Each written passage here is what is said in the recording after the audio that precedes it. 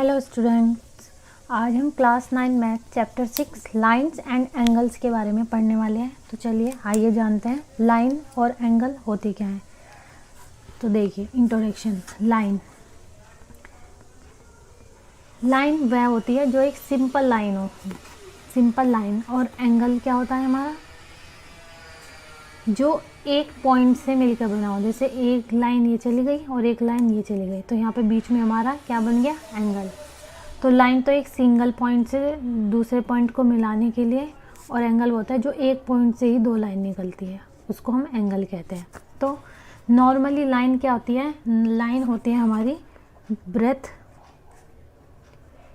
Breathless length, जिसमें कोई length नहीं होती। कितनी भी ले लीजिए, इसको और आगे बढ़ा लीजिए, कितनी भी ले लीजिए, तो वो हमारी लाइन होती है, ब्रेथलेस लाइन।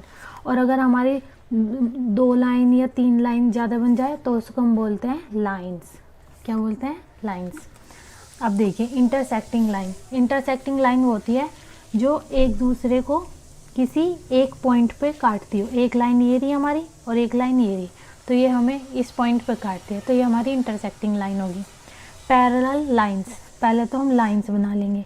पैरेलल वह होती है जिसमें बीच का डिस्टेंस इक्वल हो।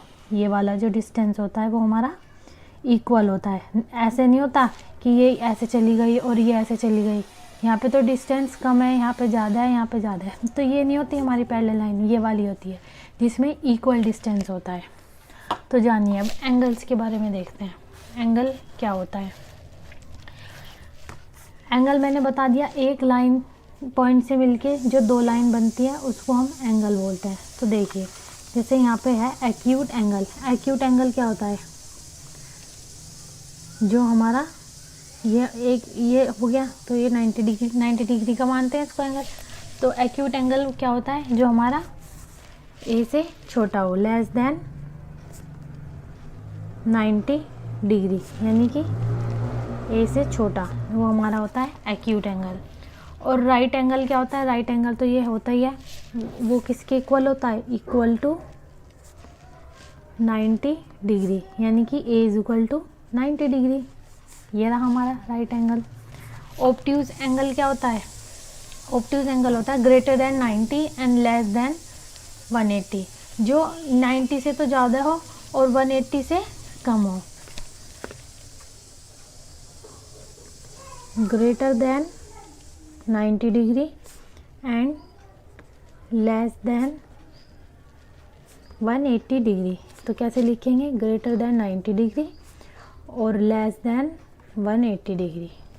जो हमारा 90 से ज़्यादा हो, 180 से कम हो, वो हमारा क्या होता है, ऑब्ट्यूज एंगल होता है वो हमारा।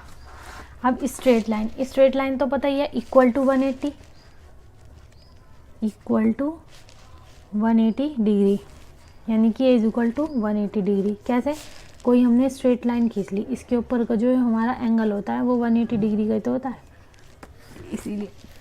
अब देखते हैं रिफ्लेक्स एंगल। रिफ्लेक्स एंगल क्या होता है, रिफ्लेक्स एंगल ये होता है जैसे कोई पॉइंट ले लिया, एक पॉइंट से 2 एंगल बन गए, ये वाला बीच का तो होता है हमारा एंगल, और जो ये बाहर का होता है ये वाला, ये होता है हमारा रिफ्लेक्स एंगल।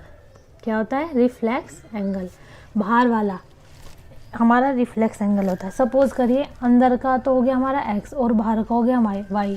तो अगर हमें रिफ्लेक्स एंगल निकालना हो तो हमें क्या करना है, ये तो हमारा 360 से कम होगा ना, पूरा 360 होता है, पूरा राउंड 360 होता है। स्ट्रेट लाइन जैसे 180 होती है, अगर हम इसको पूरा कर दें तो 360, ये पूरा तो हमारा 360 हो गया। तो हम 360 जो हमारी अंदर वाली होती है एंगल वाली, उसको हम 360 माइनस x कर देते हैं, तो हमारा रिफ्लेक्स एंगल आ जाता है। क्या आ जाता है, हमारा रिफ्लेक्स एंगल आ जाता है। तो ये क्या होता है, ग्रेटर देन तो 180 होता है और लेस देन 360 होता है। लेस देन हमारा ये 360 होता है, तो ग्रेटर देन 180 और लेस देन 360 डिग्री, ये होता है हमारा। मैंने बताया ना, अगर हमें कोई रिफ्लेक्स एंगल निकालना हो तो ये पूरा 360 होता है, उसमें से अंदर वाला एंगल माइनस कर दो तो हमारा रिफ्लेक्स एंगल आ जाता है। अब देखिए, अब हमें देखना है पेयर ऑफ एंगल। एंगल्स के पेयर, वो मैंने बताया ये। तो कॉम्प्लीमेंट्री एंगल होता है, कॉम्प्लीमेंट्री एंगल कौन सा होता है, पहले एक एंगल बना लीजिए। कॉम्प्लीमेंट्री हमेशा 90 डिग्री, अप्रोक्स 90 डिग्री होता है, अप्रोक्स 90 डिग्री। तो जैसे हमारा एक पॉइंट है, इससे हमने 2 लाइन खींच दी और इसके बीच में कोई एंगल बन रहा है, ये हमारा एंगल है 50 और ये हमारा एंगल है 40। तो कॉम्प्लीमेंट्री का मतलब होता है एक्स, ये एक्स हो गया और ये वाई हो गया। एक्स प्लस वाई, इन दोनों का जो सम होता है वो 90 डिग्री के इक्वल होता है, 90 डिग्री के इक्वल होता है। तो x प्लस वाई, एक्स की वैल्यू कितनी 50 और y की 40 इज इक्वल टू 90। तो 90 इज इक्वल टू 90। ये आ गया समझ में आपके कॉम्प्लीमेंट्री एंगल। ये हमारा 50 और 40, x plus y is equal to 90 और 50 plus 40 is equal to 90 is equal to 90। अब देखिए सप्लीमेंट्री एंगल क्या होता है। सप्लीमेंट्री एंगल होता है 180 के अप्रोक्स। अगर कोई स्ट्रेट लाइन है, मैंने बताया था स्ट्रेट लाइन पे कौन सा एंगल होता है 180 का, और इसी में अगर कोई लाइन एक और मतलब इस 180 में कोई और एंगल हो, ये तो हो गया जैसे हमारा 110 और ये हो गया हमारा 170। तो x plus y is equal to 180 के इक्वल होता है। ये x मान लीजिए, ये y, तो x की वैल्यू 110, y की वैल्यू 70 इज इक्वल टू 180। तो ये कितना हो गया 180 इज इक्वल टू 180। तो सप्लीमेंट्री एंगल हमारा ये होता है। और अगर सपोज करिए आपको यहाँ पे x की वैल्यू नहीं दी हुई है, y की वैल्यू दी हुई है, तो x plus y is equal to 90 लगा के x की वैल्यू दी नहीं है, x is equal two plus y की वैल्यू दे रखी है हमें 40 इज इक्वल टू 90। तो x is equal to 90 minus 40, तो x इज इक्वल टू 50। देखिए अपने आप निकल के आ गया ये हमारा। देखिए अगर हमें सप्लीमेंट्री एंगल में एक एंगल दिया हुआ है और एक नहीं दिया हुआ है, सपोज करिए हमें x दिया हुआ है और y नहीं दिया हुआ है, तो x plus y is equal to 180 से हम यहाँ पे x की वैल्यू रख देंगे 110 और y हमें दिया हुआ नहीं है, हमें फाइंड आउट करना है। तो y is equal to 180 minus 110, तो y is equal to 70 degree. देखिए फाइंड आउट हो गया। तो चलिए अब नेक्स्ट देखते हैं। नेक्स्ट है हमारा एडजेसेंट एंगल। एडजेसेंट एंगल यानी कि कोई एंगल दिया हुआ है हमें, एक लाइन से कोई एंगल दिया हुआ है। एडजेसेंट का मतलब होता है जुड़े हुए एंगल। ये एंगल दिए हुए हैं यहाँ पे, ये एंगल x, ये एंगल y और ये एंगल z। एडजेसेंट का एंगल मतलब होता है एक लाइन से जुड़े हुए 2 एंगल। ये लाइन 1 है, ये लाइन 2 है। लाइन 1 पे एंगल कौन से हैं, z और y। तो angle z, angle y common line किस पे बने हुए हैं 1 पर, और एंगल x और एंगल y कॉमन लाइन, तो angle x angle y common line angle 2 पे बने हुए हैं। अब देखिए लीनियर पेयर ऑफ एंगल वो क्या होता है, एक ही लाइन पर बने हुए एंगल्स का सम 180 के इक्वल होता है। जैसे ये हमारा 180 होता है, x y z इनको टोटल कर देंगे तो 180 के इक्वल होगा, वो हमारा लीनियर पेयर ऑफ एंगल्स होता है। अब देखिए वर्टिकली अपोजिट एंगल, ये दोबारा समझ लेते हैं। देखिए कोई लाइन, दो लाइन एक ही पॉइंट पर इंटरसेक्ट करती हो और उनके जो ये एंगल्स होते हैं अपोजिट एंगल, यानी कि एंगल ए हो गया, ये बी हो गया, ये सी हो गया, ये डी हो गया। तो ए इज इक्वल टू किसके होगा, बी के, सी इज इक्वल टू डी के। वर्टिकली अपोजिट, ये एक दूसरे के अपोजिट है और ये एक दूसरे के अपोजिट है। देखते हैं क्रॉसपोंडिंग एंगल। क्रॉसपोंडिंग एंगल में होता है दो लाइन, दो पैरेलल लाइन, यानी कि m और n पैरेलल है और उनको एक लाइन इंटरसेक्ट l करती है, यानी कि m पैरेलल है n के और वो उसको इंटरसेक्ट करती है l पे। तो इसमें क्या बोला, क्रॉसपोंडिंग एंगल। क्रॉसपोंडिंग यानी कि लाइन के या तो ऊपर बने हो या लाइन के नीचे बने हो, यानी कि जैसे एक ये बन रहा है एंगल 1, ठीक है, और एक ये बन रहा है लाइन के ऊपर एंगल 2, एक ये बन रहा है लाइन के ऊपर बन रहा है ना, ये जो एंगल बन रहे हैं, पहले ये देखिए, ये लाइन से बने angle 1, angle 2, angle 3, angle 4, angle 5, angle 6, angle 7 और एंगल 8।